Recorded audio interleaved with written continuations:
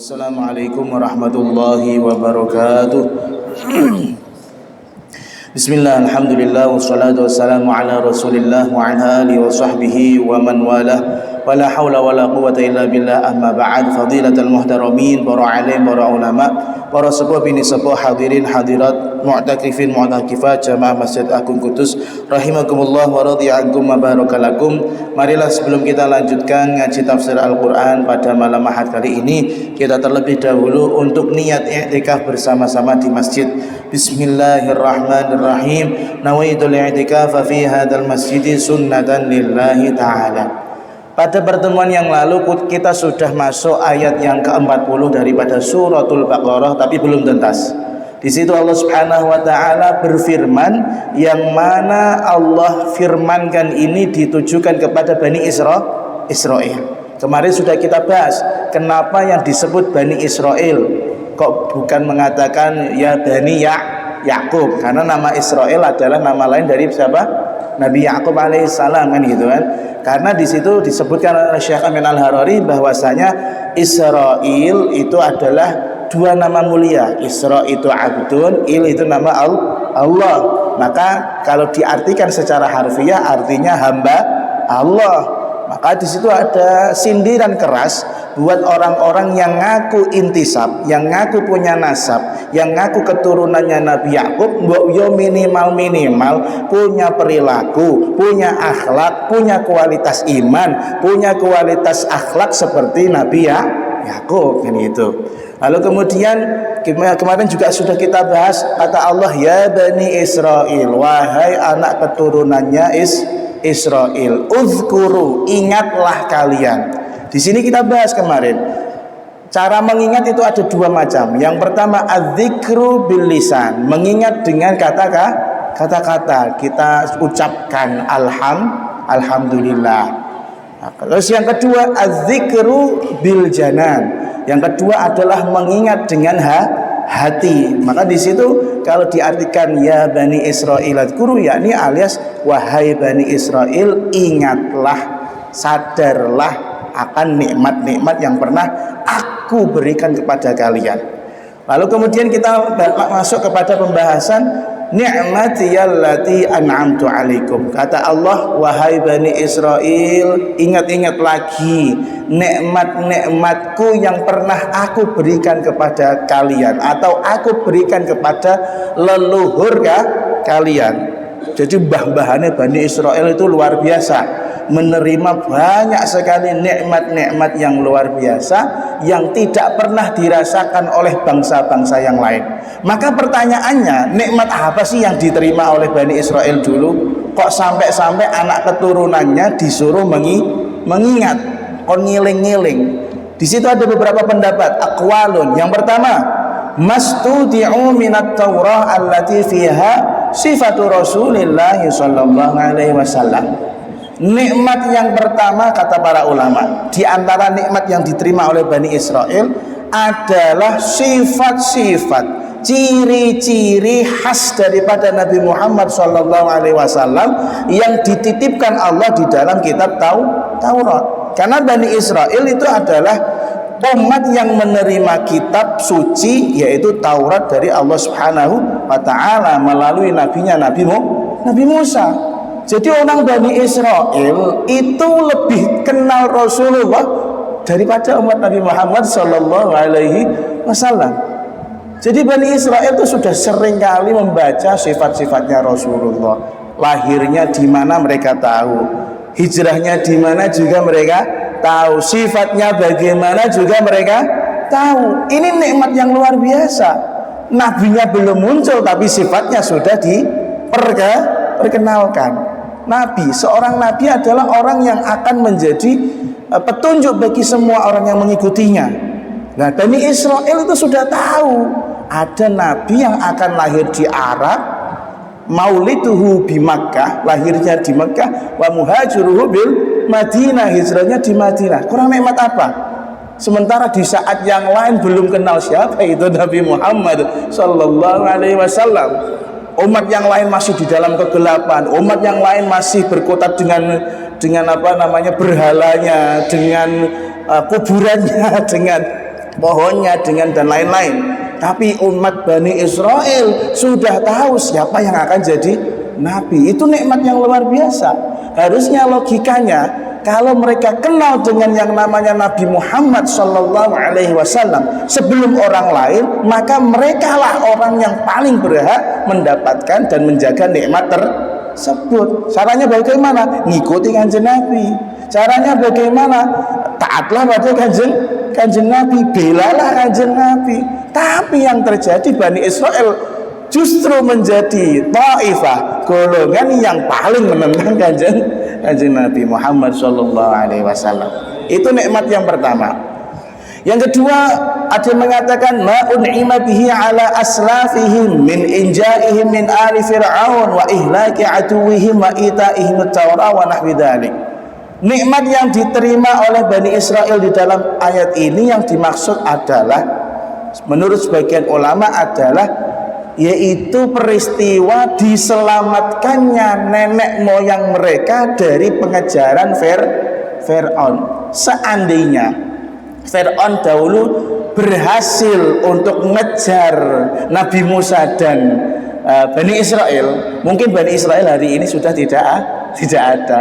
La baqa'uhum, wujudnya Bani Israel di eranya kanjeng Nabi itu harusnya mereka yo eling, oh yo pernah dulu kita nenek moyang kita diselamatkan oleh Nabi Musa dari pengejaran Fir'aun wa ihlaki aduwihim, dan mereka sendiri juga tahu nyata, melihat betul bagaimana Fir'aun dikalahkan oleh Allah Subhanahu wa Ta'ala. Dengan cara apa?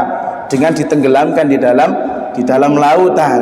Wa ita'uhum Taurat, dan mereka juga menerima kitab Taurat. Luar biasa. Tidak semua umat mendapatkan kitab suci langsung dari Allah Subhanahu wa Ta'ala. Itu nikmat yang ditafsiri oleh sebagian ulama. Sampai masih nyambung ya? Masih nyambung ya? Tidak terdistraksi dengan suara ini ya, insyaallah.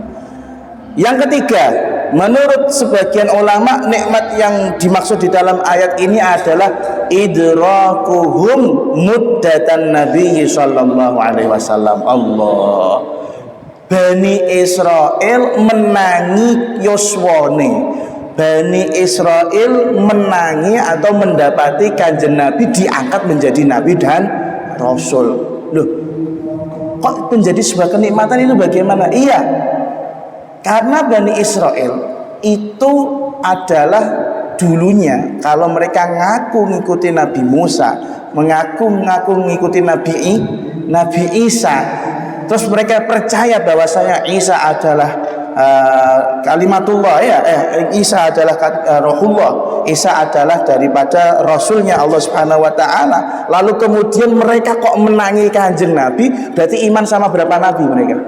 Dua generasi loh.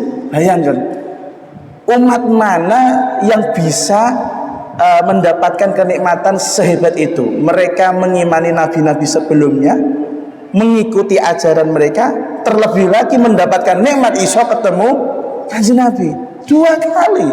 Luar biasa. Kalau kita kan enggak.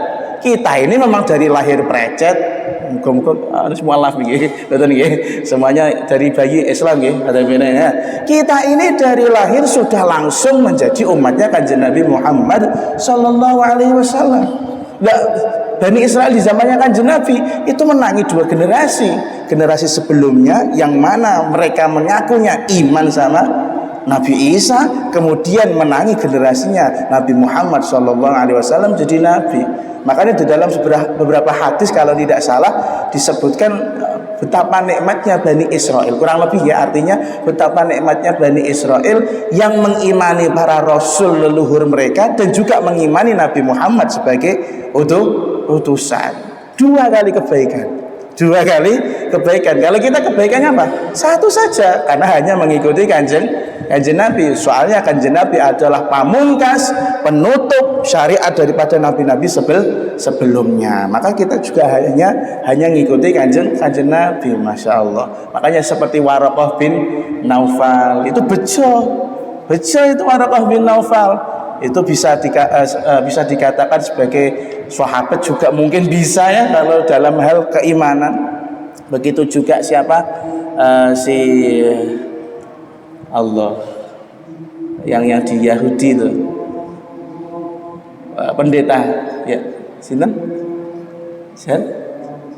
Boten Jarjis, Allah karim. Ada cerita Allah karim. Astagfirullah. Ya, pokoknya ada beberapa pendeta intinya. Ada Boten Jarjis, ya. Boten Jarjis juga. Jarjis itu upin-ipin. Ada beberapa pendeta-pendeta yang mana mereka adalah ulama ahlul Yahud, tapi mereka juga mengimani kanjeng Nabi Muhammad SAW sebagai nabi. Keberuntungannya dua kali. Dua kali iman sama leluhurnya sebagai nabi dan mengimani kanjeng Nabi juga sebagai nabi dan rasul penutup. Tapi yang terjadi apa? Kebanyakan dari mereka tidak mengimani kanjeng Nabi sebagai rasul. Soalnya mereka sakit hati. Dari Nabi Ibrahim beliau menikah 2 orang, Sayyidah Sarah sama Sayyidah Hajar. Dari Sayyidah Sarah ini loh keluar para nabi. Ada Nabi Ishak, Nabi Yakub, Nabi Yusuf, Zakaria, Dawud, Sulaiman, Musa, Isa. Ini semuanya dari jalur Ishak.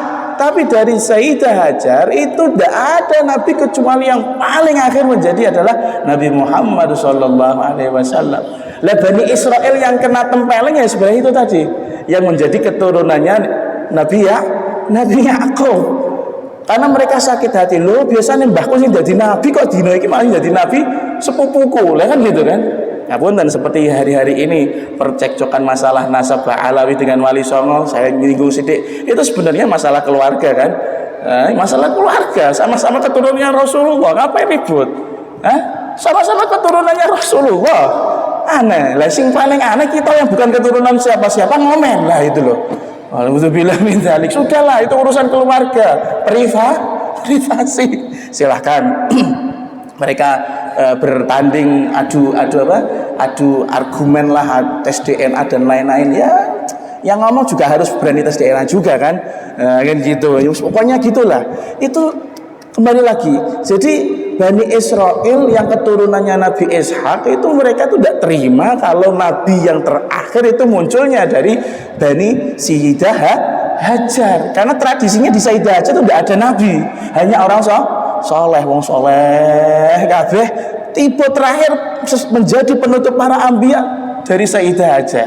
Sementara yang biasanya punya pride, punya gaya, punya pangkat tinggi, biasanya jadi nabi dan rasul, tidak ada penutupnya. Nah kan gitu kan, menjadi panas mereka, menjadi panas pun. Terus yang terakhir kata Syekh Amin Al-Harari terkait nikmati allati an'amtu alaikum, nikmat-nikmat yang diberikan oleh Allah kepada Bani Israel. Menurut Syekh Amin Al-Harari, kitab yang kita baca ini, apa itu?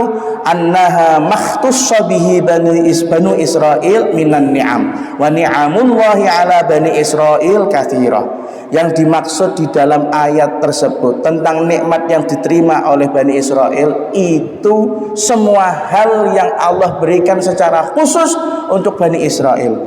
Khusus, saya katakan lagi, tidak ada umat, tidak ada bangsa yang menerima kenikmatan yang luar biasa seperti Bani Israel. Gak ada yang ngalahkan. Apa contohnya? Contohnya istangqadhahum min bala'i fir'aun wa qaumi. Allah Subhanahu wa taala menyelamatkan Bani Israel dari pengejaran Fir'aun dengan cara yang luar biasa. Ya, itu nikmat yang pertama. Yang kedua, wa ja'alahum anbiya'a wa muluka. Allah Subhanahu wa taala angkat para nabi dan para raja dari Bani Israel. Mereka penguasa dunia. Kurang nikmat apa lagi? Wa anzala alaihim al-kutubal mu'azzamah.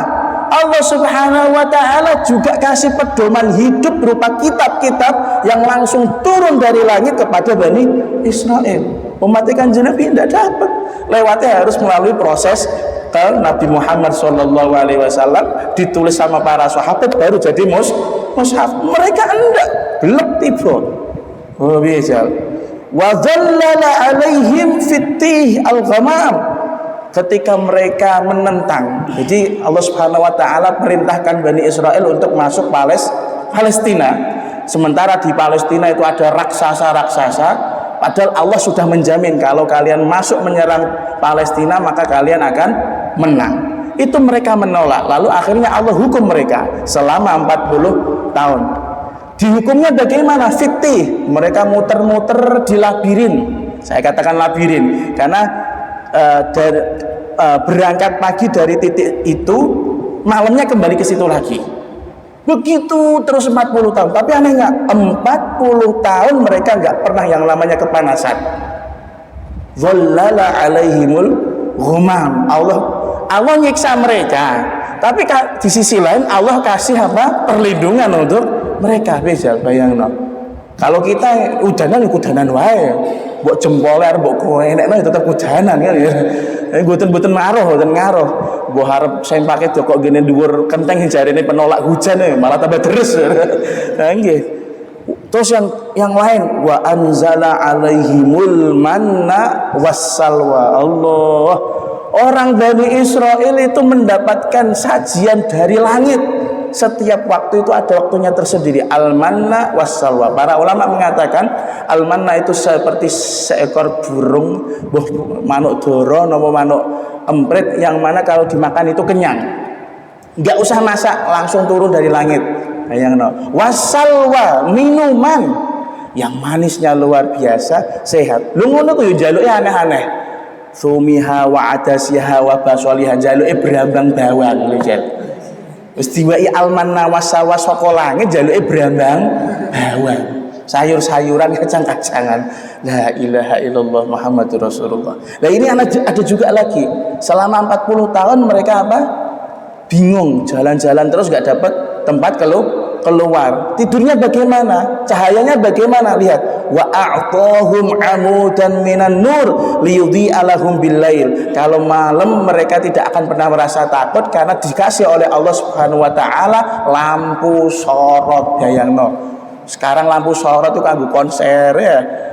Lampu sorot itu karena kalau ada acara. Mereka sudah punya lampu sorot zaman semono.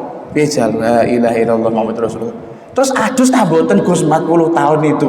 Wa kanat ru'usuhum la tatasya'af wa thiyabuhum la tubla. Anehnya selama 40 tahun tidak pernah hadus. Itu rambutnya nggak ada yang kucel, gak ono sing penguk, pakaiannya utuh. Bayangkan 40 tahun. Nikmat yang luar biasa. Ini Bani Israil. Makanya Allah Subhanahu wa taala ngomong sama anak turunnya, ya Bani Israil uzkuru ni'mati allati an'amtu 'alaikum. Hei Bani Israil, ingat-ingat dulu leluhur kalian sudah aku beri nikmat yang luar biasa. 40 tahun gak adus, Bro. Kita baru setengah hari gak mandi tuh rasanya lengket kayak lem ya. Nah itu 40 tahun. Rambutnya gak daul-daul, masih tetap bagus pakaiannya, tidak perlu beli ke mall ya kan, nggak perlu beli Shopee dan lain-lain, makanan disiapkan, minuman sudah ada. Ikutin nikmat model apa itu? Itu hanya Bani Israil. Tapi mereka ketika dengan Nabi Muhammad Shallallahu Alaihi Wasallam diangkat menjadi nabi, apa yang mereka lakukan? Tidak terima, karena yang menjadi nabi adalah dari sepupunya. Allah karimun.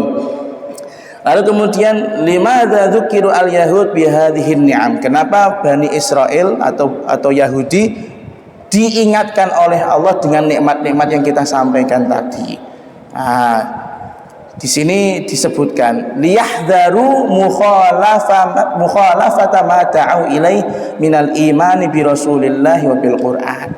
Mereka itu diingatkan oleh Allah, kalau kalian memang dulunya adalah keturunan Bani Israil yang betul-betul mengikuti para leluhur, yang betul-betul mengikuti para nabi dan rasul, sekarang ada Nabi Muhammad SAW, sekarang sudah ada Al-Quran. Ayo imano, percayalah dengan Muhammad, percayalah dengan Al-Quran, karena kalian adalah orang yang paling wajib dan paling berhak untuk iman kepada kanjeng Nabi Muhammad Sallallahu Alaihi Wasallam. Kenapa? Hubungan darah dengan Rasulullah, sama-sama ketemu dengan Nabi Ibrahim. Harusnya mereka kan keluarga, harusnya bangga dong punya keluarga sepupu yang hebat kan gitu kan.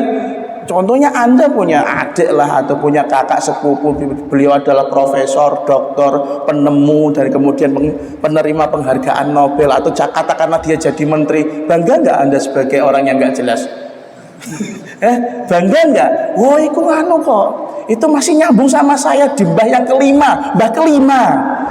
Bangganya luar biasa. Harusnya seperti itu Bani Israel. Nah, jadi Allah Subhanahu wa taala itu sudah tahu Bani Israel yang zamannya Kanjeng Nabi kemungkinan tidak terima Kanjeng Nabi menjadi nabi dan rasul. Yo, harusnya bangga dong kok malah menjadi penentang.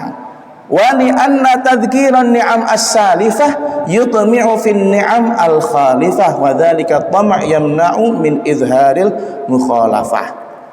Yang kedua, alasannya adalah Allah Subhanahu wa taala dengan mengingatkan keturunan Bani Israel yang ada di zamannya Kanjeng Nabi itu pengen membangkitkan rasa iri mereka dengan leluhur mereka. Ayo, mbah-mbahku keren ya, mbah-mbahku mendapatkan kenikmatan yang seperti itu, yo minimal cucunya ya harus seperti itu dong, harus menjadi orang yang hebat. Tapi kan ada syaratnya. Syaratnya apa? Ikuti Muhammad sallallahu alaihi wasallam, ikuti Al-Qur'an. Allah pun. Lalu kemudian kita perhatikan dari segi nahwunya. Kata Allah wali uzkuru ni'mati. Kan gitu kan? Ni'matiyah kan aslinya ni'mati. Artinya nikmat ingsun, nikmatku Allah. Kenapa di situ Allah pakai kata-kata mutakallim wahdah, mengatakan ini adalah nikmatku. Ingatlah kalian terkait nikmatku. Di situ kata Syekh Amin Al-Harari isyaratan ila izami qadriha, menunjukkan betapa besarnya Allah pernah memberikan nikmat kepada Bani Israel. Mbok yo sing matur nuwun lah menjadi bangsa, menjadi umat ya. Alaikum, yang mana pernah aku berikan kepada kalian. Nah, padahal yang dijak omong siapa ini tadi? Bani Israel di zamannya Kanjeng Nabi yang mendapatkan nikmat. Bani Israel jauh sebelum zamannya Kanjeng Nabi. Tapi kenapa kata Allah alaikum, kepada kalian? Nah, mongko sing diomongi orang ngrasakno, tidak merasakan nikmatnya mbah-mbahnya. Disebutkan isyarun bi annahum qad nasuha bil kulliyah wa lam yakhburuha bil bal la annahum ahmalu syukruha faqat. Di situ Allah Subhanahu wa taala ingin menegaskan bahwasanya walaupun anak keturunannya Bani Israel yang diajak ngomong ya, lalu kemudian padahal nikmat yang menerima nikmat adalah leluhurnya, itu menegaskan bahwasanya cucu-cucunya ini lupa bahwasanya mbahnya itu dulu adalah orang-orang mulia. Kenapa? Karena cucu-cucunya ketika ada Rasulullah Sallallahu Alaihi Wasallam bukannya bela Kanjeng Nabi, bukannya malah ikut perintahnya Kanjeng Nabi, malah menjadi kelompok pertama yang paling melawan Kanjeng Nabi. Yo ingat loh, kowe sapa? Kamu kok bisa mempunyai sifat menjadi musuh? Salah. Kamu bukan itu bagianmu harusnya. Bagianmu wahai Bani Israel adalah ikut Muhammad. Bagianmu adalah ikuti isi daripada Al-Quran. Karena kalian punya hubungan. Lah kok malah jadi orang yang pertama kali memusuhi kanjeng Nabi Allah. Makanya di sini disebutkan li'annal insan ghayurun hasudun bittaba. Kenapa Bani Israel begitu bencinya sama kanjeng Nabi? Mongko sing dadi nabi ya dulure dhewe, yang menjadi rasul ya dulure dhewe, bukan orang lain, bukan bangsa Afrika, bukan bangsa Indonesia, dulure dhewe. Lah tapi kok nesu-nesu? Lah tapi kok gak terima? Karena kata Syekh Amin Al-Harari li annal insan ghayurun, manusia itu memang sudah cetakannya itu pencemburu, hasudun, iri dengki secara naluri. Nah gitu. Walaupun Ini mungkin beberapa teman yang menjadi orang-orang tokoh ya, keluarganya ya, atau kaya misalnya itu ya, kemudian dulur-dulure ra patek sugih, mesti sing paling sering itu dulure dhewe. Iya gak? Yang paling benci lah Gus Nabil wis mandok-mandok, apalagi Gus Nabil kan abahnya kiai besar ya.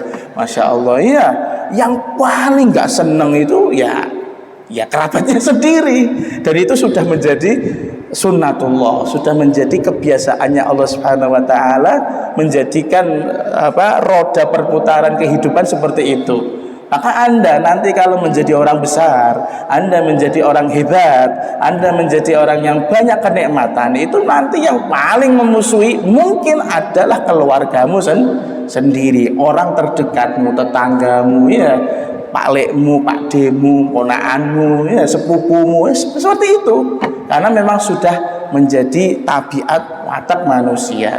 Fa inna dhadara ila ma an'ama Allahu ala ghairihi hamalahul ghirah wal hasad 'alal kufrani was sukhat. Maka ketika orang yang sudah sangat benci, sangat iri dengki melihat orang lain melihat saudaranya, melihat sepupunya mendapatkan kenikmatan yang luar biasa dari Allah, pasti itu bawaannya itu hasud terus, bikin propaganda seperti Bani Israel, Yahudi di zamannya Rasulullah Sallallahu Alaihi Wasallam. Mereka harusnya menjadi orang yang paling terdepan bela Kanjeng Nabi, malah menjadi orang yang sering mukhalafah, sering beradu, sering tukaran oleh Kanjeng Nabi. Nah ini hati-hati catatan. Walidaqila. Maka bagaimana solusinya dengan kita yang bukan nabi, bukan rasul ya, hanya umat biasa? Gimana cara ngilangin rasa rasa iri dengki? Walidaqila, kata Syekh Amin Al-Harawi, catat, ingat betul-betul. Dikatakan la tandur ila man huwa fawqaka fid dunya li alla tazdari ni'matallah alaik. Kata Syekh Amin Al-Harawi, kalau kamu pengen tidak hasud dengan orang, kalau kamu pengen menjadi orang yang tidak iri dengan kenikmatan yang diterima oleh orang lain, jangan sekali-kali melihat sisi perekonomian orang lain. Paham ya? Kalau lihat sisi ekonomi orang lain, jangan lihat yang di atas kamu. Jangan ya dek ya, jangan, lihatlah yang di bawah kamu. Karena kalau kamu menjadikan perekonomian orang yang di atas kamu, maka nikmat yang kamu terima itu menjadi remeh, menjadi hal yang tidak kamu hormati. Bani Israel, coba lihat, Bani Israel iri dengkinya dengan Rasulullah Sallallahu Alaihi Wasallam yang diangkat menjadi nabi dan rasul penutup.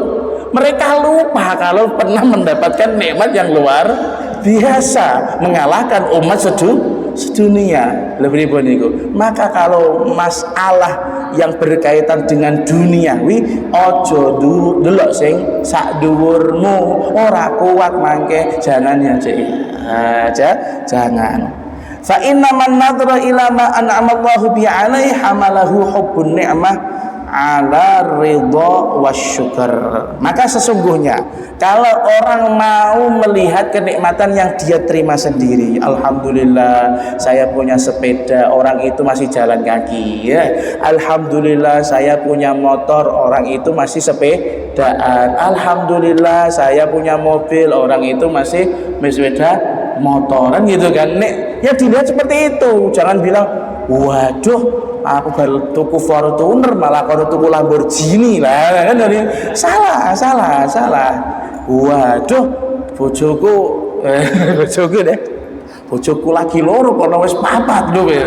Jangan gitu lihatnya seperti itu yang di bawah kita. Karena kalau kita mau betul-betul secara objektif ya, mau betul-betul secara adil melihat kenikmatan yang kita terima dari Allah Subhanahu wa taala, maka lama-lama kita akan tahu betapa cintanya Allah kepada kita. Oh, aku jentok nikmat rek saka Gusti Allah. Maka apa yang terjadi? Al-ridha wasyukur. Maka menjadi orang yang bisa menerima kondisi keadaan. Gitu. Jadi kalau masalah urusan dunia, sekali lagi, urusan dunia atau urusan kenikmatan. Gitu juga Anda kalau melihat orang lain, Masya Allah, orang ini kok cerdas, pintar amat, hafal alfiyah, hafal Al-Quran, hafal ini, hafal itu. Ya boleh Anda melirik orang tersebut sebagai motivasi, bukan malah menjadi pemeran antagonisnya. Ini kamu mau bikin sinetron apa kan gitu kan. Jadi hati-hati. Boleh kita melirik nikmat orang lain. Misalnya kita lihat ada orang, Masya Allah, punya garis keturunan yang salih-salihin, ya, minal ulama, bahkan minal aulia, lalu kemudian mereka mendapatkan kenikmatan yang lebih dari Allah Subhanahu wa Ta'ala. Kita irinya itu bukan iri-iri yang jelek, tapi irinya yang namanya ribtoh, berharap, ya Allah, moga-moga saya juga bisa mendapatkan seperti itu, kan gitu. Enak. Itu caranya biar kita tidak terjerumus dengan yang namanya hasud dan iri dengki. Lalu kata Allah, wa aufu bi ahdi, wa aufu ay atimmu bi ahdi alladzi qabiltum yaumal mitsaq wa la tatruku wafa'ahu. Kata Allah, kalau kalian sudah selesai mengingat-ingat nikmat yang pernah aku berikan kepada kalian atau leluhur kalian, jika kalian pengen itu kembali lagi, aufu bi ahdi, gitu. Jika kalian pengen tetap mendapatkan nikmat itu lagi, aufu bi ahdi, penuhilah janji-janji kalian kepadaku yang mana telah Allah mintakan ketika yaumul mitsaq, hari perjanjian. Jadi roh kita, nyawa kita pernah perjanjian dengan Allah Subhanahu wa Ta'ala. Kok gak nyadar, Gus? Ya gak nyadar, karena kita sudah lahir di dunia. Makanya ada para nabi, para rasul, para ulama mengingatkan kita pernah punya janji dengan Allah Subhanahu wa Ta'ala. Apa janjinya? Janjinya adalah kita taat, untuk siap sholat, untuk siap mengikuti perintah Allah Subhanahu wa Ta'ala selama hidup di dunia. Kan ngoten. Gus, saya nggak pernah merasa. Lah itu mau dielingno karena kita nggak pernah merasa. Jadi roh kita itu pernah janji dengan Allah Subhanahu wa Ta'ala. Apa perjanjiannya itu tadi?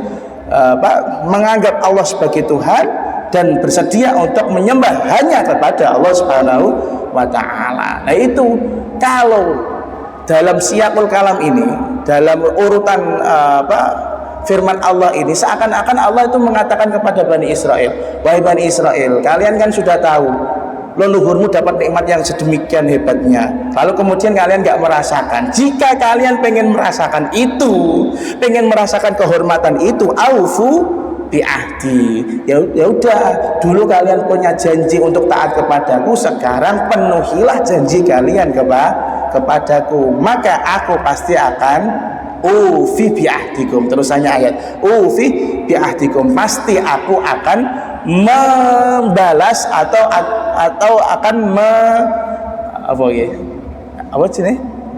pokoknya akan mengimbangi janji kalian dengan memberikan pahala atas apa yang pernah kalian lakukan di dunia. Jadi jelas tugas kita di dunia ini cuma satu, ibadah kepada Allah Subhanahu wa Ta'ala. Lah, Allah balas janjinya bagaimana? Jika kita mau taat kepada Allah, jika kita mau ibadah hanya kepada Allah, janjinya bukan hanya sekedar memberikan pahala, tapi juga wadukhulil jannah, masuk surga Allah. Lalu kemudian kata Allah, wa iyaya farhabun, dan kepadakulah hendaknya farhabun, ay khafuni fima ta'tunahu wa fima tadarunahu, dan hanya kepadakulah harusnya kalian merasa takut.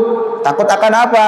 Khafu iqabi fi naqdi dzalikal ahd, yaitu takut untuk melanggar janji kita kepada Allah Subhanahu wa Ta'ala. Karena kalau kita melanggar janji kita kepada Allah, takutnya kita masuk neraka, diazab oleh Allah Subhanahu wa Ta'ala. Allah karim.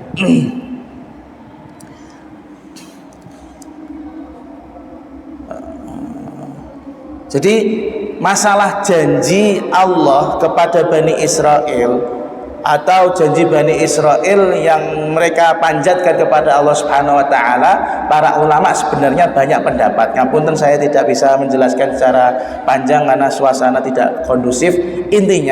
Intinya adalah bahwasanya ada perjanjian-perjanjian Bani Israel dengan Allah yang mana mereka berjanji dengan Allah melakukan A, B, C, dan D dan seterusnya. Lalu kemudian di sisi lain Allah juga akan memberikan imbalannya. Dan ini memang diingatkan oleh Allah Subhanahu wa taala kepada Bani Israel agar Bani Israel itu mawas diri, agar mereka tahu diri, sadar posisi, sadar rai. Karena yang menjadi nabi sekarang bukan mereka, tapi yang jadi dari keluarga mereka, tapi dari jalur sebelah. Ya harusnya mereka menjadi orang yang paling getol melindungi kanjeng Nabi, paling getol mengimani dengan kanjeng Nabi Muhammad Sallallahu Alaihi Wasallam. Dan mohon maaf jika saya terpaksa harus tutup malam ini karena memang suasananya agak kurang kondusif, dan insya Allah kita akan lanjutkan di pertemuan yang akan datang.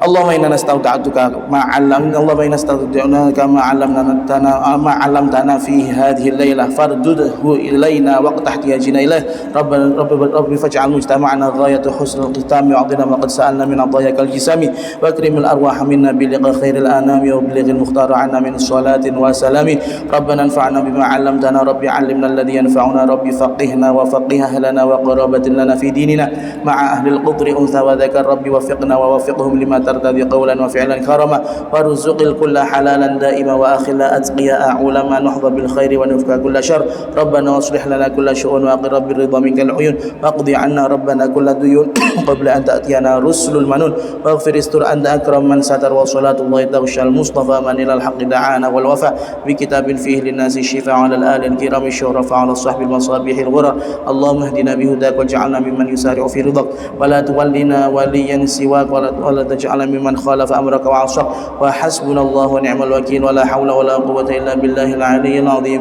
يا ربنا اعترفنا بأننا اقترفنا وأننا أسرفنا على لظى أشرفنا فتب علينا توبة تغسل واستر لنا العورات وآمن الروعات واغفر لوالدينا ربي ومولودينا والآل والإخوان وسائر الخلان وكل ذي محبة وجيرة المسلمين أجمع آمين ربي اسمع فضلا وجودا من نال باكتساب منا بالمصطفى نحظى بكل سول صلى وسلم ربي عليه عد الحب وآله عدد ضش الصحب والحمد لله في البدء والتناهي في البدء والتناهي صلى الله على سيدنا محمد وآله وصحبه وسلم والحمد لله رب العالمين. والسلام عليكم ورحمة الله وبركاته.